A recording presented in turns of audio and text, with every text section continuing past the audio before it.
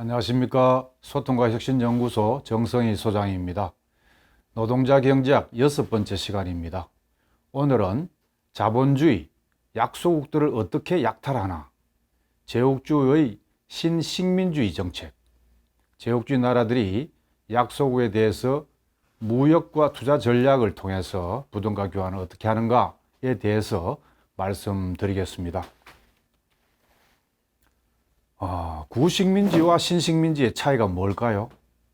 구식민주에 대해서는 우리 한국민들이 누구보다도 잘 알고 있습니다. 경복궁 앞에 조선 총독부를 세워놓고 조선 총독을 통해서 직접 지배 통치해 왔죠. 전국 도처에 주재소를 두고 조선민중을 억압하고 착지수탈해 왔습니다.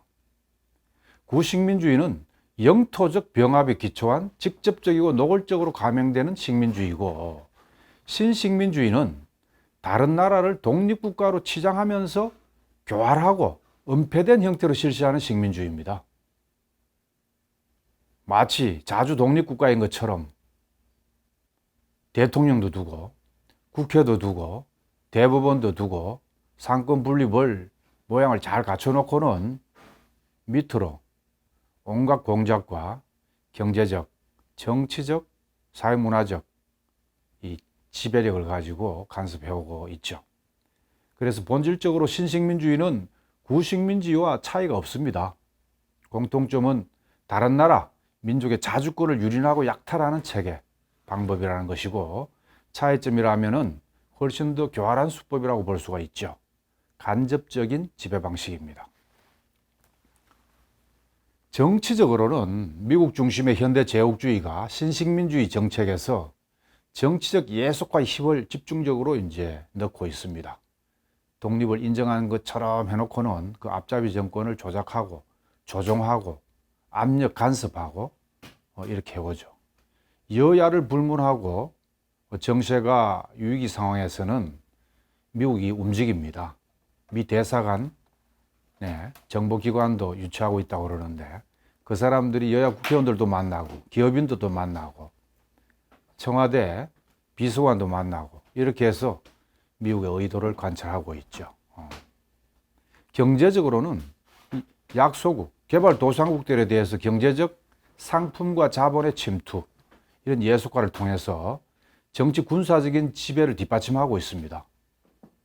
원조다, 차관이다, 그리고 간접 투자, 직접 투자, 이런 방식을 통해서 다른 나라 민중에 대해서 약탈하고 수탈해 왔죠.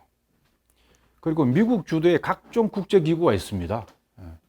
IMF도 있고 OECD도 있고 WTO 체제도 있고, 이런 국제경제기구를 통해서 얽으면은 이것이 새로운 신식민주의 방식입니다.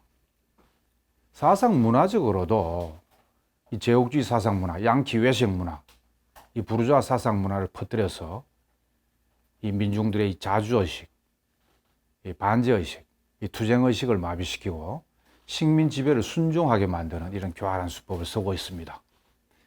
군사적으로는 각종 동맹이다, 조약이다, 이런 걸 만들어 가지고 저들의 군사적 부속품, 그리고 침략적인 군사 기지를 두고 또 값싼 고용 군대 공급지로 만들고 있습니다. 특히 우리나라는 주한미군이 주둔해 있죠. 한미 상호 안보 조약을 만들어 가지고 불평등하기 짝이 없죠. 소파라는 한미 행정협정, 이런 걸 통해서 철통같이 군사적인 예속화를 해오고 있습니다. 이렇게 현대 제국주의의 이 현상, 이 또 하나는 집단적인 신식민주의 형식을 취하고 있다는 겁니다.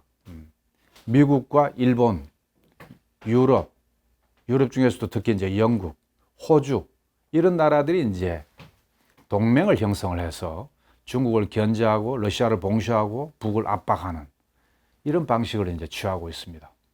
다국적 협정, 국제기구, 이런 걸 만들어 가지고 지금 요즘에 반도체 동맹이다, 이런 것들이 있죠. 집단적인 신식민주의, 이런 것을 쓰고 있다는 점, 이 점이 아주 특징이라고 볼 수가 있습니다. 한국을 한번 살펴보면요, 한국 경제는 그야말로 신식민지 예속자본주의입니다. 한마디로 표현하면은 전형적인 신식민지 나라죠. 일제식민 통치 시기에 식민지 반봉건 사회에서 지금은 신식민지 비정상적인 자본주의 사회로 변모했다고 볼 수가 있습니다. 신식민지 예속 경제가 기본이고 여기에다가 이제 자본주의 성격을 가미된 그런 신식민지 예속 자본주의라고 할 수가 있죠. 45년 8월 달에 해방 이후에 3년 동안 미 군정이 실시가 됐습니다. 이때 일본이 우리나라 재산을 빼앗아서 36년간 통치하다가 놔두고 간 재산 있지 않습니까? 이걸 적산이라 그러는데 이 적산을 친일파, 친미파로 둔갑한 이 친일파가 나눠주거나 이래 왔습니다. 이 적산불화라 그러는데 적산불화 과정에서 일제 재산을 이제 강압적으로 빼앗아서 친미파를 양산하는 물적 토대를 이제 만든 거죠. 이렇게 식민 통치의 경제적 기반을 이때부터 이제 시작을 했습니다. 48년 8월 15일 날 대한민국이 이제 정부 수립을 하지 않았습니까? 단독 정부가 수립되었는데 60년대 중반까지는 원조라는 미끼를 던집니다. 무상 원조를 줬다가 유상 원조로 이제 바꾸고 미국에 남아도는 잉여 상품, 농산물 이걸 이제 원조 형식으로 주는 거예요. 근데 이제 유상 원조에서는 그 돈을 이제 우리나라 돈을 줘야 될 거 아닙니까? 이걸 대손 충당금으로 만들어 가지고 우리나라 은행에 넣어 놓는 겁니다. 그러면은 그 은행 지분을 가지고 우리나라 금융을 장악하는 거죠. 이런 방식으로 이제 해왔습니다. 60년대 후반부터는 이제 원조에서 차관 형식으로 바뀝니다. 정부 차관에서 상업 차관으로. 70년대부터는 이제 다국적 기업 형태로 직접 투자를 해오고 있죠. 마산의 이제 수출 자유공단이라든지 창원의 기계공단이라든지 이런 데에서 이제 70년대부터는 외국 자본이 제국주의 독점 자본의 성격을 갖는 미국과 일본의 자본이 서서히 이제 들어오는 이런 시기를 겪습니다. 종합해 볼 때 우리나라 한국 이 자본주의는 예속성을 기본으로 해서 비정상성, 기형성 이런 걸 특징으로 하고 있습니다. 우선 자본에 있어서 이 제국주의 독점 자본에 크게 의존하고 있습니다. 우리는 눈에 보이는 재벌만 많이 탓하지만은 재벌보다 더 센 놈이 바로 외자입니다. 외자라고 불리우는 제국주의 독점 자본입니다. 은행이고 중요 산업이고 이 바로 외자가 들어와 가지고 우리 경제를 좌지우지하고 있죠. 그래서 주한미군을 비롯해서 작전 통제권도 미군이 가지고 있지 않습니까? 그래서 미국의 세계 지배 전략을 뒷받침하는 전진기지가 한국이니까 여기에 이제 바로 물적 기초를 형성하느라고 키워놓은 거죠. 경제관계가 국내 자본의 주축인 이 자본주의적인 구조나 이 채모를 갖추지 못하고 있습니다. 우리나라를 국가 독점 자본주의로 인식하는 사람이 있는데 그건 잘못된 것이죠. 국가 독점 자본주의는 자주성, 독자성을 갖춘 그 나라 자본이 주축이 된 외국 자본이 물론 들어와 있지만은 주축이 된 경제를 독자적으로 운영할 수 있는 그래서 이제 금융 과도 체제가 정치, 경제 모든 것을 장악하는 이런 체제인데 우리는 재벌보다 힘이 센 사람이 외자입니다. 미국을 등에 업은 외국 자본의 농간이 훨씬 더 힘이 세다고 봐야 됩니다. 자, 그래서 한국 경제, 특히 또 이제 비정상적인 자본주의라는 거는 이 자본 축적 과정이 순수 자본주의 방식이 아닙니다. 자본주의 방식이 뭡니까? 고용 노동자를 사서 그 다음에 설비 투자하고 고용 노동자 결합해서 필요 노동시간 이상의 일을 시킴으로써 잉여 가치를 낳고 이윤을 축적하고 그 이윤을 일부를 다시 확대 재생산을 해서 자원 축적하는 거 아닙니까? 근데 우리나라는 부동산 투기가 세계적으로 1위입니다. 부동산 투기가. 부동산 투기가 무슨 자본주의 방식입니까? 이런 방식으로 그리고 재벌이 방만하게 전 산업을 걸쳐서 하청 계열을 하고 이런 것들은 외국의 국가 독점 자본주의에 있는 나라하고 좀 다릅니다. 같은 재벌이라도 다른 나라는 전문 대기업 형태를 띠고 있죠. 근데 우리나라 재벌은 여러 산업을 산업자본, 유통자본, 뭐 골고루 삼성만 하더라도 삼성전자가 있죠. 그다음에 삼성카드가 있고 삼성이 장악한 신세계 백화점 같은 유통도 장악하고 있고 골고루 이렇게 이제 방만하게 하는 이런 재벌은 세계에 드물다 하는 말씀을 꼭 드립니다. 그래서 좀 정상적인 자본주의 방식이 아니다. 철저히 신식민지 예속성을 갖는 그런 자본주의다. 비정상적이고 기형적인 자본주의다. 이렇게 정리할 수가 있겠습니다. 오늘날의 한국 경제는 어떻습니까? 세계 GDP가 12위, 11위, 12위를 다툰다는 경제 대국이라고 합니다. 미국이 1위, 중국이 2위, 일본이 3위, 독일이 4위, 영국이 5위, 우리가 12위라고 합니다. 1인당 GDP가 3만 달러라 그럽니다. 1인당 GDP 3만 달러를 골고루 분배를 한다고 할 때 4인 가족은 12만 달러죠? 12만 달러면 지금 1달러당 1,400원까지 뛰었습니다. 환율이 인상되어서. 한 집에 1억 3천 정도 됩니다. 그럼 한 달에 1,000만 원씩 쓸 수가 있다는 건데 그럼 얼마나 모두가 다 중산층이 될 수가 있겠죠. 그러나 불평등이 이만큼 심하고 산재사고로 1년에 2,000명씩 죽어가는 이런 나라, 정말 이런 나라는 겉으로는 화려한데 속은 미국을 중심으로 한 현대제국주의에 깊이 예속되어 있고 그다음에 불평등이 심화된 이런 나라입니다. 좀 구체적으로 보시면은 지금 한국의 노동자가 2천만입니다. 그런데 대기업 소속이 16.9%밖에 안 돼요. 중소기업 소속이 83%입니다. 전체 노동자의 월 평균 임금이 297만 원이에요. 중간 중위소득이 220만 원밖에 받지를 못합니다.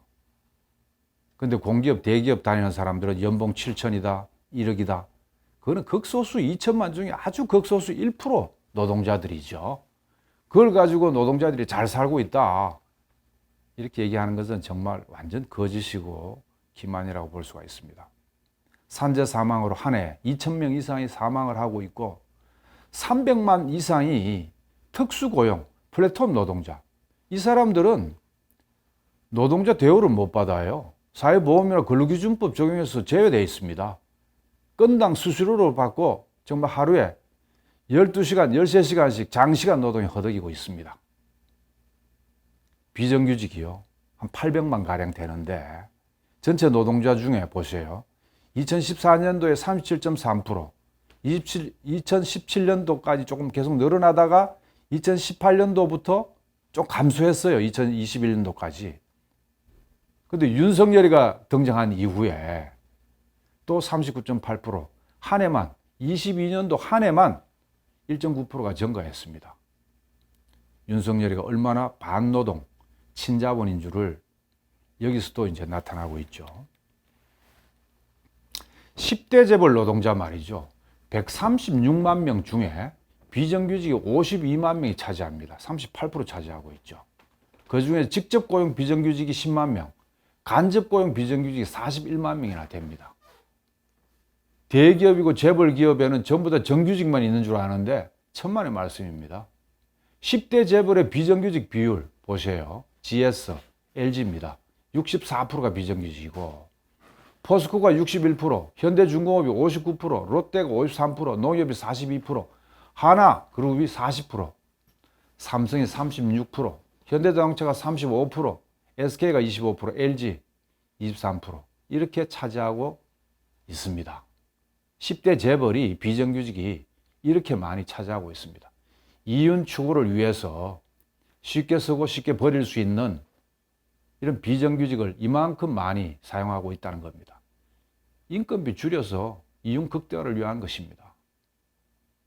1만 명 이상 되는 거대 기업 비정규직이 62만 명입니다. 직접 고용 비정규직이 19만 명이에요. 간접 고용 비정규직이 42만 명입니다. 재벌 기업일수록 이렇게 사내 하청을 포함한 이 간접 고용이 많이 사용되고 있다는 것이죠. 대부분 이 상시 지속적인 일자리인데 간접 고용으로 비정규직을 쓰고 있다는 점에서 불법 파견이죠. 자, 이렇게 노동 현실이 이런 상황이 된 데는 어떤 원인이 있는가, 그 구조를 좀 봐야 되겠습니다. GDP가 12이고 1인당 3만 달러라고 얘기하는데 노동자의 상황이 이렇게 되기까지는 첫째는 자본이 외국 자본과 재벌 중심의 경제 구조이기 때문입니다. 우리가 경제 구성의 기본 요소를 자본, 시장, 그 다음에 기술, 원료 이렇게 이제 보지 않습니까? 그 중에서 자본이 가장 중요한데 IMF 이후에 특히 금융, 에너지, 전력, 통신 이게 국가 기관 산업 아닙니까? 이 기업을 다 외자가 장악했습니다. 대기업도 지분이 50% 다 넘고 있습니다. 한국 경제의 자율성을 완전히 상실했어요. 요번에 적나라하게 드러났지 않습니까? 론스타, 헐갑에 외환은행을 사들여서 비싸게 팔아먹고 시비가 걸려서 재판에까지 가서 한국 정부가 졌습니다. 한국 GM은 어떻습니까? 제너럴 모터사. 미국의 전형적인 대표적인 다국적 기업이죠. 한국에 자회사를 두고 인천 부평 공장에 말이죠. 두고 어떻게 됐습니까, 지금? 자본 철수를 하고 있습니다. 이제 11월 달이면 문 닫게 됐어요. 대량 실업이 발생을 할 겁니다. 자본 철수를 협박 카드로 해가지고 산업은행에 돈을 대라고 강요하고 있어요. 산업은행은 국책은행입니다. 한국 경제 산업 정책을 우리 마음대로 할 수도 없어요. 이렇게 외국 자본이 압박과 미제국주의를 등에 업은 이런 제국주의 독점 자본의 농간 때문에 한국 경제가 정책도 그렇고 함부로 할 수가 없습니다. 중요 기관 산업, 중요 대기업을 민영화하고 민영화하면 외국 자본이 먹어요. 재벌이 먹거나 또 주주 자본주의, 배당을 위주로 하는 거예요. 주가만 올려가지고 배당을 늘리면 된다는 식의 이 자본주의. 자본주의도 건전한 자본주의를 어떻게 해야 됩니까? 산업자본 육성하고 노동자한테 후하게 대접하고 그 노동자 가처분을 늘려서 내수를 확장하고 근로효율을 높여서 열심히 일하게 하고 이게 이제 정상적인 자본주의인데 그러지 않고 주식만 부양해가지고 배당금을 늘리는 이런 자본주의로 전락하고 있다는 사실 우리가 알아야 되겠습니다. 5대 재벌 비중도 갈수록 커지고 있습니다. 33.9%였다가 39.3%. 500대 기업, 대기업 매출이 GDP의 118%를 차지하고 있습니다. 미국의 2배나 차지하고 있습니다. 이것이 오늘날 우리 사회 양극화의 주범입니다. 경제력 집중 심화 현상이죠. 경영권을 승계하고 방어하기 위해서 삼성전자든 현대든 LG든 SK든 방어하기 위해서 온갖 짓을 다 하고 있습니다. 그러다 보니까 연구개발이라든지 신규 채용이라든지 노동자의 근로효율을 높이기 위해서 임금과 근로조건 개선을 한다든지 이런 것은 등한시하고 설비 투자도 잘 안 합니다. 설비 투자를 해서 물건 만들어 놔도 안 팔리는데 팔리려면 어떻게 해야 됩니까? 쪽수 많은 노동자 서민들의 가처분 소득을 높여줘야 될 거 아닙니까? 생활임금을 줘야 된단 말이죠. 그것이 이 생산과 이 소비, 공급과 수요의 일치를 그나마 좀 지향해 나가는 길이고 기업도 좋을 텐데 당장 눈앞에 이윤 추구를 위해서 인건비를 절약하는 것이죠. 삼성전자를 보세요. 20년 결산 배당으로 외국인 주주들에게 7조 7천억이 지급됐습니다. 가만히 앉아가지고 우리 노동자의 피와 땀이 얽힌 이윤을 가지고 7조 7천억을 외국 자본한테 고스란히 바쳤습니다. 이건희 아들 이재용이가 다 먹는 것도 아니에요. 결탁해서 나눠 먹는 거죠. 제국주의 독점 자본한테 주고 나머지를 삼성 일가가 가져가는 거죠. 근데 삼성전자가 전 세계에 31만 명을 고용하고 있습니다. 근데 우리 국내에는 3분의 1밖에 안 돼요. 텍사스 반도체 공장에 이어서 이제 19조 원을 투자를 해가지고 지금 파운드리 반도체 공장을 미국에 지을 계획을 갖고 있습니다. 정말 이 외자는 말이죠. 외자 전체 매출액 비중이 12%, 수출은 19.4%밖에 차지하는데 고용은 5.5% 차지합니다. 외국 자본이 다 나쁜 건 아니에요. 한국에 들어와가지고 고용 창출하고 말이죠. 생활임금 주고 이러면 좋죠. 그러나 그야말로 온갖 특혜를 받으면서 농간을 부리고 있다는 이 사실, 이걸 통제해야 되지 않겠습니까? 외국 자본에 대한 사회적 통제가 있어야 된다고 봅니다. 지금 한국에 들어와 있는 외자, 구글 코리아, 애플 코리아, 넷플릭스 서브 코리아, 페이스북 코리아, 한국 GM, 르노, 삼성자동차, 한국 시티은행, 한국 스탠다드 차드 은행, 신한금융 주식회사, JB 금융지주, 코스트 코리아, 홈플러스, 뭐 이런 외국 자본들 말이죠. 이게 한국에 15,000여 개가 들어와 있어요. 들어와 있는데 정권시장에서 주식을 788조 원을 가지고 있고 채권시장에 151조 원을 가지고 있습니다. 시가총액의 37%를 차지해요. 우리나라 정권시장에.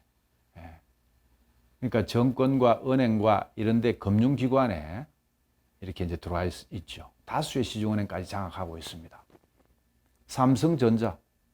우리나라 대표적인 기업체가 삼성전자하고 현대자동차 아닙니까? 삼성전자의 주인이 50% 이상 지분을 차지한 외국인 주주들이 50% 이상을 차지하고 있는데 과연 삼성전자가 어느 나라 기업이라고 할 수가 있죠?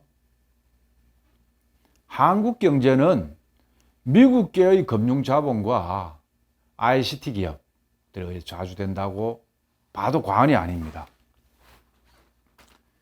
여기 주요 기업 보세요. SK텔레콤 40%, LG유플러스 39%, KT 50%, 한국전력 30%, 현대자동차 46%, LG전자 34%,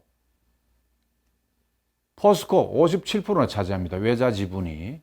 은행은 기업 장악보다 더 나라 경제를 예속화시키고 있습니다. 왜? 은행은 여러 산업, 여러 기업의 돈이 나가지 않습니까? 그래서 한 은행을 장악한다는 것은 전 산업을 장악하는 것과 같습니다. 자, 그랬을 때 제일은행 100% 외자 지분입니다. 현재 시티은행 100%입니다. 동양생명 84%입니다. 하나금융 73%, KB 국민은행 말이죠. 70%나 차지합니다. 전부 외국 은행이에요. 한국 은행들이 없습니다. 겨우 여기에 이제 우리은행 27% 지분. 그게 글자 그대로 우리은행 27%입니다.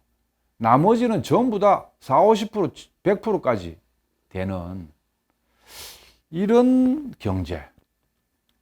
자, 재벌 비중을 보십시오. 5대 그룹. 5대 그룹도 이제 39%로 커졌고, 그 다음 20대 그룹. 20대 그룹까지 하면은 한국 매출액 대비를 해가지고 한국의 59%를 차지합니다. 60%를 차지합니다. 그러니까 중소 영세 기업들이 얼마나 어렵게, 그것도 원하청 불공정 거래에 정말 유지하기도 급급한, 그래서 자기 살기 위해서 그 부담을 중소 영세 기업의 노동자의 저임금으로 전가하는 비정규직 양산으로 귀결되는 이런 구조가 여기에 있다는 것이죠. 각종 특혜를 받고 있습니다. 외자 재벌이. 규제 완화를 해줍니다. 법인세, 종부세 깎아줍니다. 환율 1달러에 1,400원 이상 지금 올라가고 있는데 수입 원자 가격이 그만큼 비싸지겠죠? 그럼 물가를 뛰게 합니다. 노동시장을 유연화시켜줘요. 비정규직을 많이 키워줍니다. 정부 지원금 각종 이런 사회적 특혜로 성장해서 과실만 독식하는 이 외자와 재벌에 대해서 우리 노동자 입장에서 과연 좋게 볼 수가 있는가? 연구개발비, 법인세 인하. 이명박 때 법인세 인하 해줬는데 지금 윤석열 정부에서 또 법인세 인하를 꺼내고 있고 세금 감면도 많이 해주고 공공조달도 다 재벌한테 가고 있습니다. 정책자금도 지원해주죠. 대우조선 같은 경우 산업은행에서 얼마나 그동안에 쏟아부었습니까? 이번에 이제 하나그룹으로 간다 그럽니다. 하나그룹은 군수업체거든요. 대우조선에서 군수품을 만드는 겁니다. 배를 만드는 겁니다. 군함을. 그래서 그 연계 효과를 극대화하기 위해서 하나한테 줬는데 아직도 하나그룹의 인수인계 과정에 대해서 투명하게 밝히질 않고 있습니다. 과연 우리 노동자에 대해서 고용승계를 할 것인가? 노조승계, 단협승계를 할 것인가? 그리고 대우조선의 하청 계열화된 납품업체들 수많은 그 비정규직들 그 사람들 어떻게 할 것인가에 대해서 뚜렷한 입장을 지금 밝히지 않고 있습니다. 다시 투쟁해야 되겠죠. 고환율 정책을 취하고 전기세까지 깎아줘요. 산업전기료는 굉장히 싸게 먹힙니다. 자, 이런 외자 재벌에 대한 온갖 특혜를 통해서 지원하고 있을 뿐만 아니라 또 있습니다. 이것보다 더한 것이 사모펀드라고 들어봤죠. 자산 운용 규모가 420조 원이 넘는 이 사모펀드들 기업을 사냥을 합니다. M&A, 인수합병을 하죠. 좀 장래성이 있고 그러나 자금 사정 때문에 고통받는 이런 기업을 아주 파격적으로 집어삼킵니다. 이렇게 해서 시중은행과 대기업의 이 지분을 보유한 외국인들이 가져가는 배당금이 있고 외국인이 주식시장 평가 이익과 사모펀드의 투기, 인수합병을 통해서 또 가져가고 8천억을 지원하고도 이전 가격 조작으로 만년 적자인 한국GM. 한국GM은 자본 철수를 하고 있고 구글, 애플을 포함한 이 미국계 ICT 기업 조세 회피를 해요. 미국에 매년 또 지적재산권. 미국이요, 고급 기술은 우리한테 절대로 그냥 전수하지 않습니다. 지금 현대자동차 생산 라인에 미국인들이 많이 보이는데요. 우리한테 기술을 인수해서 우리나라 노동자들이 얼마나 기술에 박습니까? 전수만 하면 우리가 다 고칠 수가 있는데 그거 기술 눈치챌까봐 직접 와가지고 고친다는 거 아니에요. 이런 지적재산권 약 5조 원을 지출을 해가지고 기술 무역 적자를 낳게 하는 이런 주범입니다. 이것만이 아니죠. 군사적으로 미국의 값비싼 첨단 무기 수입을 합니다. 주한미군 주둔비로 1조 3천억 매년 쏟아붓습니다. 군사기지 무상으로 그냥 땅을 차지하고 있습니다. 거기는 취해복권지대예요. 지금 용산은 미군 기지가 있죠. 지금 평택으로 확장 이전됐습니다만은 아직도 머물러 있는데 주한미군이 관장하는 그 땅을 통해서 윤석열 대통령이 아침 출퇴근을 그 길로 하고 있어요. 그게 무슨 자주 독립국가의 대통령의 이동 코스겠습니까? 이제 말이 안 되는 짓을 하고 있습니다, 지금. 공공 부분을 또 민영화해주고 있죠. 뭐 이런 식으로 국민의 혈세로 구성되고 있는 국가 재정을 낭비하고 있으니 그만큼 우리 민중 복지, 우리 서민들의 복지 예산은 줄어들 거 아닙니까? 우리 국가 예산이 적은 게 아닙니다. 국방비 줄이고 주한미군한테 안 주고 외자 재벌에 특혜 안 주고 정말 서민들한테 복지로 돌리면은요 1인당 3만 달러라는 것을 딱 정확하게 골고루 분배하지는 못할지라도 어느 정도 제대로 재분배를 제대로만 한다면 잘 살 수 있는 나라입니다. 근데 그렇게 되지 못하고 있죠. 시장은 어떻습니까? 내수 부중 이것이 각 나라 비교를 해보십시오. 미국이 88%입니다. 일본도 84%예요. 각 나라 이른바 국가 독점 자본주의 형태를 띠고 있는 독자적인 이 정상적인 이 자본주의 나라들은 내수를 키웁니다. 내수를. 수출 비중이 상대적으로 적어요. 근데 우리나라는 수출이 굉장히 크게 의존하고 있습니다. 그럼 세계 경기에 영향을 많이 받겠죠. 미국이 기침하면 우리 알아눕죠. 미국이 금리를 올리면 우리 따라 금리를 안 올릴 수 없을 정도로 금융이 의존됐을 뿐만 아니라 요번에 바이든이 뭐라 그랬습니까? 우리나라에서 생산해서 전기차를 생산해서 미국에 파는 거는 세금 감면 안 해주겠답니다. 북미에서 생산한 것만 세금 감면 해주겠대요. 그리고 중국의 부품, 배터리 부품 이걸 가지고 만든 전기차는 미국에 들어올 수 없도록 만든 겁니다. 이 수출 비중이 이만큼 크면은 꼼짝을 못하게 당하게 돼 있죠. 에너지는 어떻습니까? 에너지는 지금 해외 의존도가 96%입니다. 그 중에 석유가 중동 의존도가 82%예요. 더군다나 미국에 의존하고 있는 친미 국가, 사우디라든지 친미 국가의 석유 의존도가 지배적입니다. 광물 수입 의존도 91% 차지하고 있습니다. 금속 광물 99.3%입니다. 북쪽에 다 묻혀 있어요. 철강석이다, 무연탄이다. 남북 평화협력만 하면은 그냥 가져올 수가 있습니다. 우리가 북을 지원하고 북쪽에 있는 광물을 가져오면 되죠.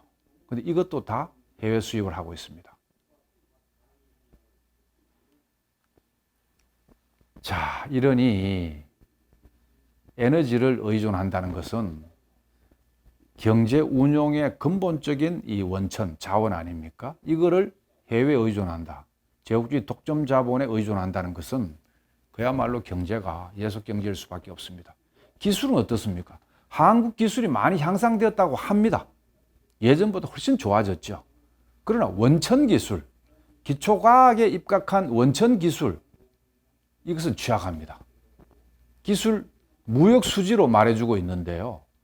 특허 기술의 수출입 대비한 것이 기술 무역 수자입니다. 보듯이 다른 나라에 비해 취약합니다.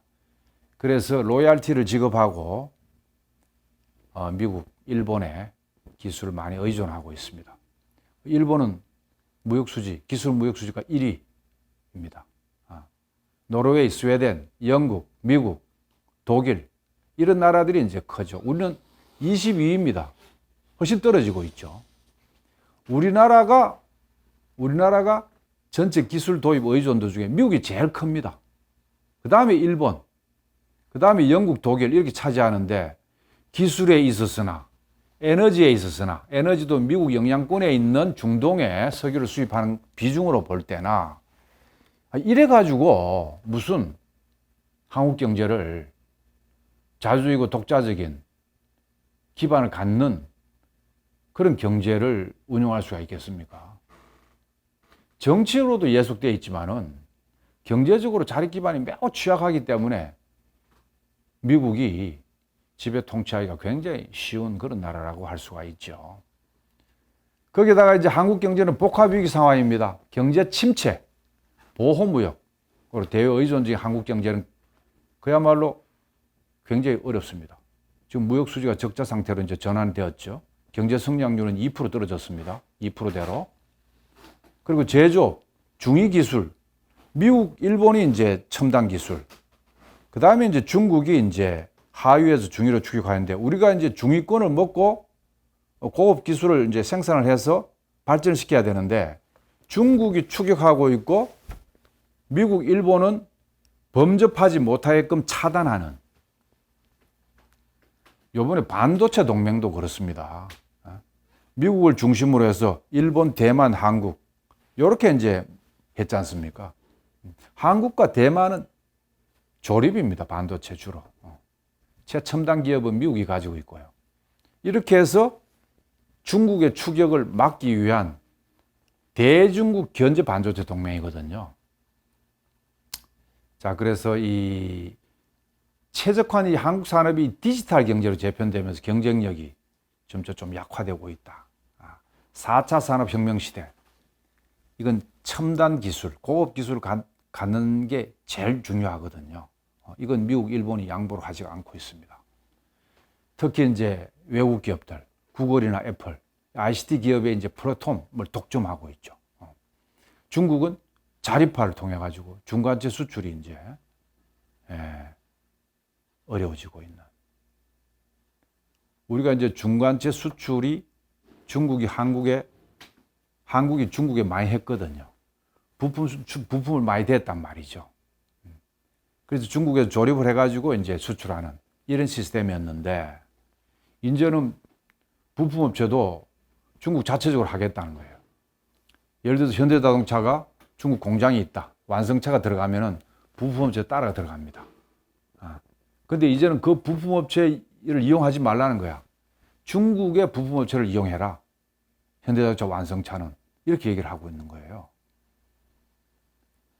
자, 미국과 일본에 대한 소재, 부품, 장비, 소프트웨어 의존성은 앞으로 계속 지속되고, 부품은 중국이 추격하고, 이러면 우리 뭐 가지고 먹고 살죠? 거기에다가 이제 복합위기 상황은 고령화 사회로 전환되면서 생산 가능 인구가 급격하게 감소되고 있습니다. 그럼 민간 소비 활력이 저하되죠. 더군다나 2천만 노동자한테 임금도 동결시키는 판에 물가는 올라가는데, 노인 인구의 증가, 이것은 바로 소비 부족으로 나타납니다. 재정 악화로 나타납니다. 대신에 복지 증가를 요구합니다.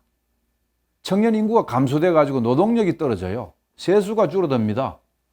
코로나 이후에 더군다나 미국 중심의 글로벌 공급 사슬, 공급망이 약화됐지 않습니까? 농업, 에너지, 기간산업, 소재부품, 장비 이런 자립화가 중요해지는데, 현재 한국 경제의 이런 대외 의존적이고 예속적인 경제 구조에서는 이걸 감당을 할 수가 없다. 경제가 굉장히 앞으로 위기 상황이 온다는 것은 필연적입니다. 자, 그래서 한국은 더 이상 달러 체계의 이 세계 경제, 미제국주의 독점 자본에 의존하는 이런 경제를 지속해다가는 우리 민중들이 지금까지 정말 1인당 3만 달러라고 것만 화려한 이것조차도 이제는 더 유지하기가 어렵다. 위기를 벗어나기 어렵다 하는 것이 전문가들의 공통적인 의견입니다. 자, 제국주의자들이 또 하나 이제 무역, 부등가 교환을 해요. 상품과 자본을 수출하고 특히 자본 투자를 하는 이런 방식을 통해 가지고 다른 나라의 경제적으로 지배하고 약탈하는 이런 방식을 취하고 있습니다. 특히 최근에 바이든이 보호무역주의를 취하고 있어요. 국내 산업과 시장을 보호할 목적으로 관세와 그 밖의 수단을 통해서 수입을 제한하는 정책이 바로 보호무역주의 아닙니까? 이 정반대가 자유무역주의란 말이죠. 대외 시장을 확보하기 위해서 무역의 자유화를 표방하는 무역인데, 말은 지금 자유무역을 얘기를 합니다. 자유무역을 하면은 서로 윈윈하고 도움이 되는 게 사실입니다. 교역량이 늘어나고 그걸 생산력을 향상시키는 자극을 하고, 그런데 말은 자유무역주의를 얘기를 하면서 보호무역주의 경향이 갈수록 높아지고 있습니다. 미국이 보세요. 미중 간의 전략경쟁에서 수세에 몰리니까 살기 위해서 오직 미국의 고용창출, 생산력 향상을 위해서 다른 나라, 모든 나라들을 희생시키지 않습니까? 미국 금리 올려서 지금 영국 어떻게 됐습니까? 금융위기가 올 뻔했습니다. 국채를 사들이는 거예요. 국채를 풀었다가 돈을 회수를 하기 위해서 국채를 조금 풀어서 이제 돈을 좀, 금리를 높이면은 돈을 빨아당기잖아요. 근데 금리를 낮출 수는 없습니다. 그럼 금융위기가 오니까. 자, 그런데 대신에 국채를 파는 거예요. 자, 그래서 이제 돈을 푸는 이런 방식으로 지금 영국조차도, 미국과 영국은 혈맹 아닙니까? 구제국주의, 영국이 중심이었잖아요. 현대제국주의가 미국 중심입니다. 영국은 정말 미국의 아버지라고 할 수 있는 나라잖아요. 미국의 대유럽 정책도 항상 영국을 앞세워서 유럽을 관장을 해요. 그런데 경제적으로는 어떻습니까? 미국 살기 위해서 영국을 포함한 모든 전 세계 자본주의 나라들을 다 희생시키고 있는 것이 바로 바이든 행정부입니다. 보호무역주의, 이 중요한 특징이 있는데 현 시기에 관세 장벽을 이용하면서 비관세 장벽도 여러 가지 수단 방법으로 쓰고 있다는 것입니다. 상대방 나라에 대해서 일방적인 무역의 자유화를 강요하고 배타적인 무역 정책을 써가지고 하죠. 지금 각종 기구들을 이제 많이 만듭니다. 미국이 요번에 이제 미국의 이제 북미 자유무역지대라는 나프타라는 게 있죠. 우리는 아세안 이런 것들이 있죠. 지금 이제 TPP, 환태평양 동반자 경제 동반자 협정이라는 걸 또 미국 중심으로 만들었다가 이게 안 되니까 지금 CPTPP라는 이런 점진적인 환태평양 경제 동반자 협정을 또 이제 얽어매 가지고 지금 농민들 농촌을 희생시키는 이런 길로 가고 있습니다. 그래서 관세뿐만 아니라 각종 국제 협정 기구를 통해 가지고 실제로 보호무역주의를 취하고 있습니다. 미국 중심의 경제기구에 들어온 나라에 대해서는 안 들어온 나라보다는 조금 낫게 해주되 들어와 있는 나라 안에서도 중심국가 아니고 주변국은 희생시키는 이런 방향을 이제 취하고 있습니다. 경제적으로 뒤처진 나라들과 이 부등가 교환을 집중적으로 나타나고 있죠. WTO 체제, OECD 경제협력개발기구, 유엔무역개발기구, 아시아태평양 경제협력체, APEC이라는 아시아유럽 정상회, 아셈, EU, 그리고 뭐 FAO, IMF, 나프타 이런 각종 기구들이 바로 미국을 중심으로 한 현대 제국주의의 대외 무역에서 약소국, 저개발국, 개발도상국을 약탈하는 이런 기구라고 보면은 틀림없을 것입니다. 끊임없이 만들어내고 있죠. 대외 무역을 통해서 착취 약탈을 강화하기 위해서 무역 분야에서 국제 경제 기구를 계속 만들어내고 있습니다. 아까 말씀드렸지 CP, TPP, 포괄적 점진적 환태평양 경제 동반자 협정. 이것은요, 일본, 호주, 캐나다, 싱가포르, 멕시코, 이 환태평양 연안국들 11개국이 2018년도 12월 30일 날 출범시킨 다자간 자유무역협정입니다. 사실은 미국 주도의 환태평양 경제 동반자 협정, TPP, 이걸 미국이 만들었거든요. 근데 자기가 불리하다 싶으니까 탈퇴를 했어요. 미국이 이런 신이 없는 나라예요. 그러니까 바로 일본을 포함해서 나머지 국가들이 2018년도에 만든 건데 시장 개방 수준이 높고 호주, 뉴질랜드 등 농업 강국 회원국이 이제 포함되어 있단 말이죠. 그러다 보니까 우리나라 같은 농수산물 수입 확대에 따라서 우리나라 엄청나게 피해를 입게 되죠. 일부 공산품에는 도움이 될지는 모르겠습니다. 이것도 사실은 여기 중국 안 들어가 있잖아요. 대중 견제 성격을 갖고 있죠. 미국이 여기서 빠지긴 했지만은 여기 일본, 호주 이런 나라들 보세요. 다 미국의 영향력을 행사할 수 있는 이런 나라를 앞세워 가지고 중국을 견제하는 정책 성격도 가지고 있으면서 약소국들의 특히 농수산물 분야에서 큰 희생을 가지고 있습니다. 지금 우리나라 이 식량 자급률이 전체적으로 27%입니다. 쌀 더 떨어지죠. 5% 내지 6%입니다. 그런데 CPTPP를 한다. 이제 호주쌀, 뉴질랜드 쌀이라든가 농산물 이런 거 다 먹는 과정에서 얼마나 우리 농촌 농민 농업은 희생되겠는가 하는, 그래서 지금 농민들이 지금 머리띠를 메고 국회 앞에서 집회도 하고 시위도 하고 있습니다. 이 제국주의자들이요, 이 투자 전략 이런 걸 통해서도 약소국을 약탈합니다. 지배하고 간섭합니다. 개국들의 이 개도국, 개발도상국의 경제 지배, 최대한의 이윤을 얻기 위해서 정말 악랄하게 투자 전략에 매달리는데요. 간접 투자보다는 직접 투자 비중이 좀 늘어나고 있습니다. 다국적 기업을 통해서, 그리고 M&A, 기업 인수합병을 통해서 재투자를 하고 삼국의 자회사를 만들고, 대표적인 한국 GM 같은 게죠. 그 본국의 경제가 좀 어렵다. 글로벌 기업이기 때문에 언제든지 자본을 철수해 버려요. 그럼 그 나라는 어떻게 되겠습니까?